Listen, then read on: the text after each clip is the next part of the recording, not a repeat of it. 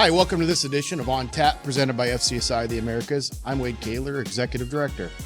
On Tap this week is a man I admire greatly within FCSI. We've had a lot of long conversations over the years, some very deep and some not deep at all. But he's an incredible consultant and an even better husband and father. Please welcome to the show, owner and principal of Reitano Design Group, Mr. Scott Reitano. Scott, welcome to the show. Thanks, Wade. Thanks for having me, man. Well, I appreciate it, man. I've been looking forward to this call for a while. When I saw you on the call sheet, I'm like, this will be fun. I knew that would be the case. So the whole show really is to get to know our members better, and the best way to do that is going old school with the old cliche question of, tell me about yourself a little bit. How did you get started as a food service consultant, and kind of what your specialties are within consulting arena? Okay. Well, I got started like everybody else, Wade. I went to college to be a food service design consultant. Okay, that's truly not anybody's path to this, obviously. No. Wade, I was a manufacturer's rep. In fact, I worked for Hobart right out of school, and then I had the privilege to work with my father for 13 years as a manufacturer's rep here in the Midwest. In April of 2004, I looked at my wife, Lori, and I said, honey, I think you're pregnant, which was a surprise to both of us because we weren't supposed to be able to have children. And sure enough, 3 days later, I'd gone on a trip and come back, and she showed not one, not two, but 3 early pregnancy tests that proved that I was actually right. My daughter, Mary Rose, was born on December 2nd of 2004, and my first day with Reitano Design Group, we're actually food service consulting group at the time, was December 1st of 2004. And so once I found out that we were having a child, at the time I was the president of a 6-state rep group, traveling quite frequently. It just felt like it was time to be home a little bit more often. And my daughter's first 3 years of life, I was on the road or overnight, literally less than 5 times. Oh, wow. Now that's grown since then, but so has she. Yeah. So a path less traveled a little bit, but definitely for me and for my family and professionally been a wonderful, wonderful journey. Nice. And so with Reitano Design Group, I know you guys do a lot of projects, but are there any special or specific type of genres or segments you guys like to focus on more? Yeah. Wade, we speak a lot about being a regional force and a national voice. And we think there's, in the Midwest, there's a significant amount of opportunities with architects and key end users across marketplaces. So, and some of this based on my team's expertise as well, of course, but healthcare, higher ed, hospitality, corporate dining, those are all places we do a significant amount of work. But beyond being a regional force, I always say I want us to be a national voice. And the national voice for us is K through 12 or primary education, as we call it. Yeah. Wade, you put me in a room with adults and kids, I am off playing with kids like the minute I get there. And it really means the world to me that we can actually make a change in their lives. We talk a lot about enticing children to eat healthier, not beating people over the head, but really, Wade, if you're 16 years old and you're obese, there's an 85% chance you're going to fight obesity the rest of your life. Yeah. 1 in 6 children are hungry in this world, but or in this country, but we also have an obesity issue. Right. We can do something about that. If we can set people up for success by the physical space with which kids are presented the food and the right food cues and help operators think that kind of stuff through, then we have a chance to change lives and do good things. Nice. When you get together with a new client and you've had your initial meeting and stuff, what is your method of madness when it comes to starting that work? Are you a sketch it out kind of guy? Are you straight to computer design kind of guy? Or, are you color codes? I mean, what is your method of madness? First and foremost, as you can imagine, the initial meeting is A, listening, and B, laughing. Yeah. If we can get on board and we can ask them into the design process and understand where they're coming from, we speak in terms of context, benchmarking, and trends. And so context says, we want to know more about your community, or my favorite question, what role does food play in your facility or in your environment? We want to start there. The benchmarking says, hey, we need to feed X amount of folks over X amount of time. There's logistics and how much square footage do we need to do that. And there's always the reminder that we don't live in a world that's wide open. Like square footage and budget restrictions are going to play a part in this. Yeah. And then the trends piece of it, we try to tell people, like in a primary ed setting or K-12 setting, Wade, when I talk about trends, I'm not talking about, oh, what are other schools doing? Yeah. That's a little bit of it, but mostly it's about where are our children eating when they're not with us? And that plays over into all the other concepts we play into as well. But we want to establish some of those types of parameters first. Now, I think it might be a loaded question when you ask me if I start with sketching or Revit, or I would break something, Wade, if they let me do any of that stuff. And so I certainly can walk through concepts, and I certainly know when things look or don't feel right. My favorite phrase is follow the food. We should be able to, in the back of the house, understand that. And we want to entice folks to eat healthy on the other side. What does that look like? But I'm doing zero amount of drawing, sketching. I'm really good at smiley faces and stick people. Those are my two real specialties, Wade. I love it. I love it. Well, diving a little deeper into that, with what we've experienced over the last year with this pandemic in school, I know that schools throughout the United States are a big area of where, unfortunately, a lot of our children get their meals from on a daily basis. What are some creative things you've seen K through 12 schools being able to do to get those meals to those children that weren't attending in person? It's been a fun thing to watch. People that I already knew were heroes and people that I already knew were rock stars every single day, getting some of that recognition. On the practical side, I hope communities continue to think about using schools as a food resource. I mean, think about how often, like, food service equipment that ended up at a school thinks it's on like food service vacation. Use me 4 hours a day, 185 days a year. Are you kidding me? There's more to be done out of these facilities as our communities need that done. Anything from, people have put food on buses and run the bus route to make sure kids got food. People are sending food home. Sometimes it was every day.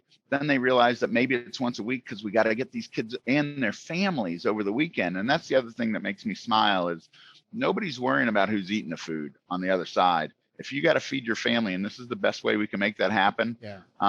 Not once out of all the food service directors that I've spoken to, Wade, have I heard any complaining or moaning or anything along those lines. It's like, yeah, we're in. What do we need to do? How do we help our community? And their teams have been right in the middle of that with them. So for me to watch, quote unquote, the lunch ladies get some recognition has been really, really cool. They're amazing. I completely agree. And living in a rural area that I live in, I've seen that same instance. And I love the idea of the bus route. I don't know that I've heard of that one before, but to send the schools out or the school food out on bus route makes a lot of sense. You're taking it right to their area, whether it's bus stop or to the house directly, one or the other. And you're building a team, not just our school food service folks, but what are bus drivers doing during a quarantine or a pandemic, and how do we keep them employed and keep moving and motivated? And Wade, everybody needs the purpose in life, man. Exactly. And that's taking care of others is a big part of that. Absolutely. I was going to say that that bus driver and that food service director and those cooks and chefs that are in those kitchen facilities, they get that when we're going through something that is a little rough on everyone, it gives you that sense of pride that you're making a difference. And that sense of pride is what we all need to make us feel better about not only ourselves, but about this world that we're in right now too. That's it. So who would you say is your greatest influence in your career? Man, my dad passed away in August of last year, 2020. Sorry. And thank you. The best part of that is Wade, for me, I know exactly where my dad is. I know that I'll see him again. And my dad had Parkinson's for the last 25 years. But in the midst of that, to watch even how he walked through the last season of his life is amazing. I had the privilege of working with him for 13 years, which we're Italian. The volume got a little loud sometimes. And I was definitely held to a higher standard, which I appreciated so greatly. And I enjoyed that. And then for the opportunity, my dad and my stepmom lived with us for the last decade of my dad's life, part of the year in South Carolina, part of the year with us. And so the privilege of walking through that season with him was amazing. And he would say things like, Scotty, I just wish I could help you more in your business. And I would just smile at him and say, Dad, I take you to work with me every day. Yeah. And Wade, the lessons learned from that relationship and how he and his partner, Jack Kappas, ran their business has certainly and definitely not just boiled over into my business, but been a real rock cornerstone kind of thing for how we do things as well. That's fantastic. You know, it's very interesting to me in doing these interviews and getting to know a lot of consultants over the years, how many members got their start by working with their fathers. Yeah. It's pretty remarkable for one little part of our industry. And what those relationships meant to the individuals too.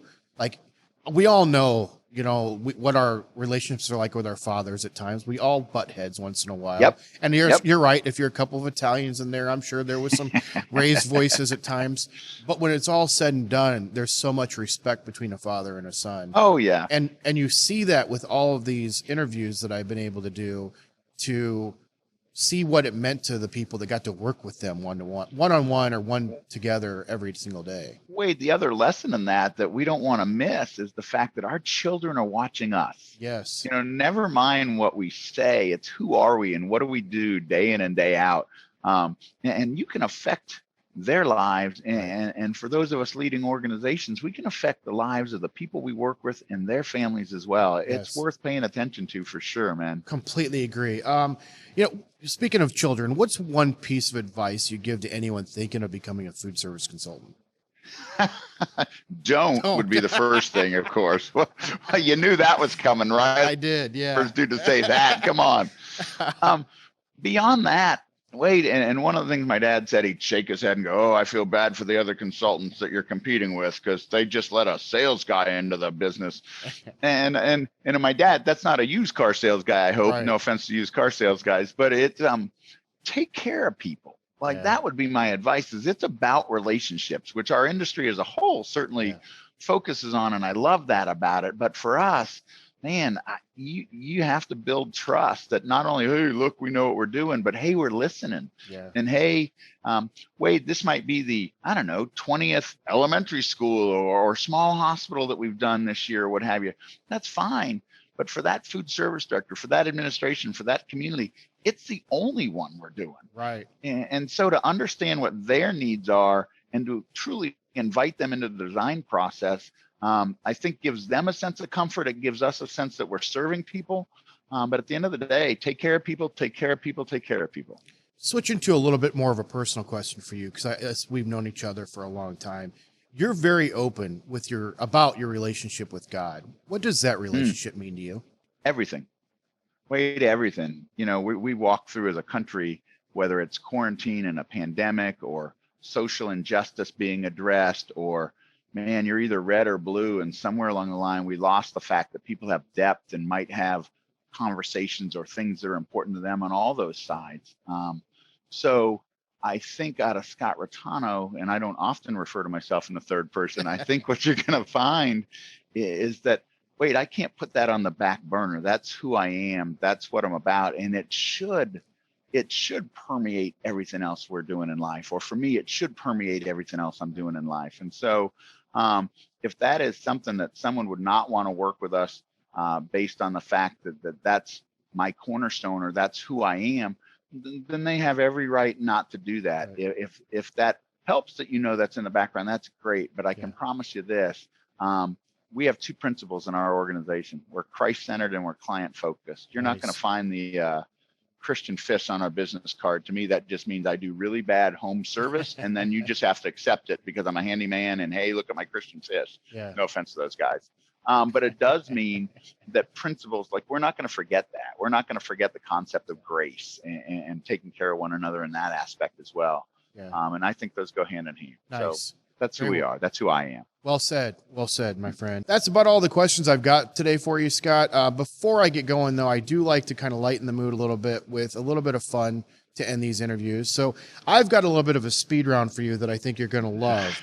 Oh, gosh. And so tell me the first thing that comes to mind when I say the following words or phrases. All right? Okay, I'm ready. All yep. Right. What do you think of when I say scope creep? Life. RFP. Shouldn't be my problem, but apparently it is. Holding spec. Good luck with that. Favorite cocktail. Moscow Mule. That's a good one. Cook in or order takeout. Cook in with my family. Favorite curse word. I think the most flexible one is the F-bomb. There you go. I try to stay away from it. Perfect. Favorite junk food. Ice cream, if that's considered a junk food. I think Oh, it's yeah. its own food group, to be honest. I agree. Which flavors though? Anything with a chip in it, man. Anything Probably with a mocha chip. chip at the top, but throw a chip in anything. All right. Potato chips as well. You know I'd try it, brother. I would too. Favorite type of music. Faith-based Christian music. Nice. Texting on the phone or talking on the phone. Oh man, I hate to admit I'm leaning towards texting these days. All It's right. a little scary. Favorite holiday. Thanksgiving. Double dipping in food. Yes or no? If you're with family, absolutely. All right. Cake or pie. Pie. Toilet paper over the roll or under the roll. Over the roll, and people with under the roll should have their head examined. Just saying, like, what's wrong with you? Put the seat down too, by the way. Thank you. And the last one I've got for you then is FCSI. What an awesome place to call home. Nice, nice. Well, Scott, thanks so much again for this. Tell me, how can people find out more about you? RayTonoDesignGroup.com. We're pretty proud of our website. We had a great partner in Fuse putting it together. Launched it a year ago, July. So Nice. July of 2019. Really excited that it tells our story. So if Nice. you really truly want to know more about us, I think you'll find it there. Nice. And a good place to go. Perfect. Well, again, Scott, thank you so much for joining us. It's great seeing you and talking to you again, and all the best. You too, brother. Thank you very, very much, Wade. Take care. Thanks. Well, that wraps up another edition of On Tap by FCSI The Americas. If you enjoyed today's episode, please help us out, share it, like it, subscribe to the channel. Check back next week when we interview another FCSI member consultant. Until then, cheers.